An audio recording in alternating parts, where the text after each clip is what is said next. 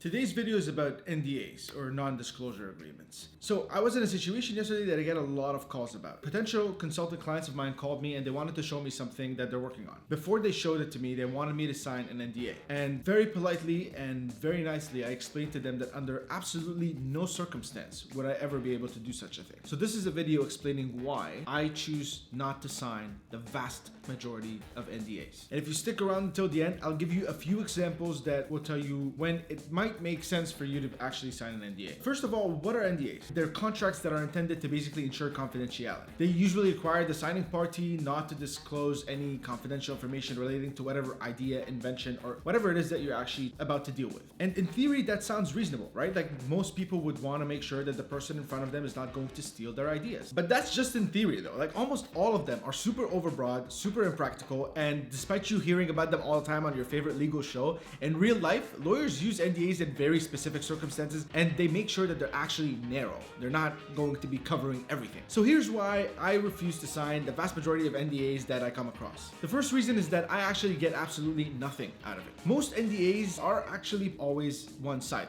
The party that's bringing the idea has something to protect, or at least they think they have something to protect, while the investor or the consultant almost never does. So when you combine this with the fact that the party asking me to sign the NDA is also the same party that's asking me to help, many times for free, you realize that I have absolutely no incentive to sign this. So I get nothing out of it. You're the one asking for help, usually for free, and you expose me to unnecessary liability, which takes me to my second point. NDAs put me and others like me at unnecessary risk for three main reasons. The first one is very simple. I can't see the future. Neither can you. Consultants and investors hear ideas all the time, guys. They simply can't agree that they'll never talk or discuss an idea that's similar to yours, because that's just not true. They likely will, and probably already have, to be honest. As I hope you know, ideas are very unoriginal and abstract, vast majority of the times. So you're basically asking to bind me to something that is abstract with regards to something that is unknown, like the future. In other words, it's a recipe for disaster. The second reason that has to do with liability is that, very simply, I don't know you.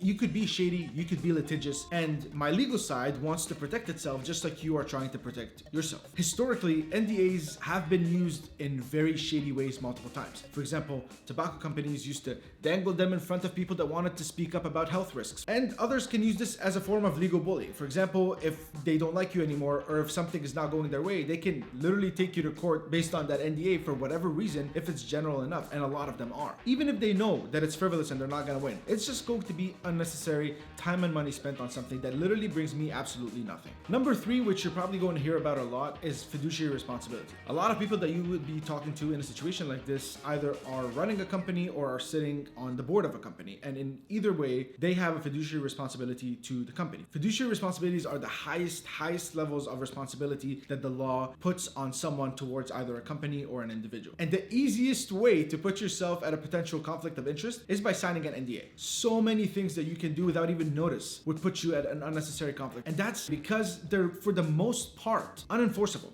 And that takes me to my next point. Very generally, and in the vast majority of the situations, NDAs are useless. For an NDA to be enforceable in court, it has to be very specific.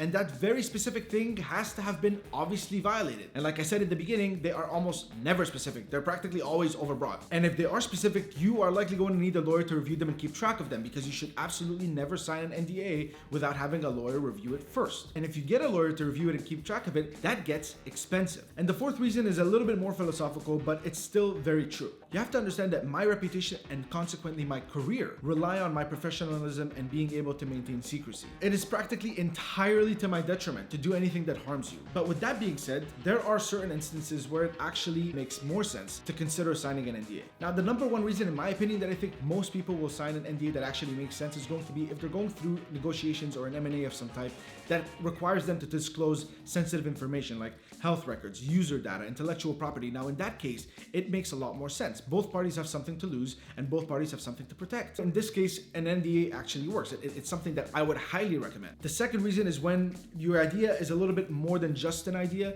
when it's something that's, for example, patent pending, or something that is in the process that shows that your idea is actually unique. And in that case, it also makes sense because a patent expires and eventually becomes public domain. So the person who's signing the NDA is not going to be held forever to the NDA. It's going to end at some point, even if it's after a long period of time. And the third reason that I would say an NDA is going to make sense is basically at your work.